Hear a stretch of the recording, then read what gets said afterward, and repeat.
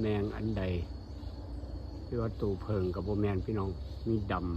ำมีออกสีมนจุดดำกับหัวดำด้านข้างหลายตัวครับปุ่นที่สูงปุ่นก็มีกันหลายตัวบินนี้อีกต่างหากนี่เขาเรียกว่าแมงอันใดหนอประหลาดบ่ครับนี่ซอยกันพิจารณาเบิ่งดูพี่น้องเลยแมงอีหยังซื้อหยังบ่เป็นเหลือกบ่เป็นเพิงบ่เป็นยุ่งเบิ่งทองครับเบิ่งทองสังเกตเบิ่งทองครับบ่เป็นตอบ่เป็นแตนบ่เป็นเพิง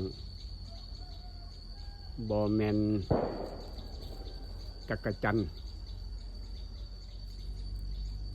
เป็นหยังน้อนี่เนาะซอยกันเบิ่งครับซอยกันเบิ่งพี่น้องซอยกันเบิ่งเป็นโตอีหยังซื้อหยังผู้ใดรู้จักช่วยบอกด่วนซอยบอกด่วนซอยบอกด่วน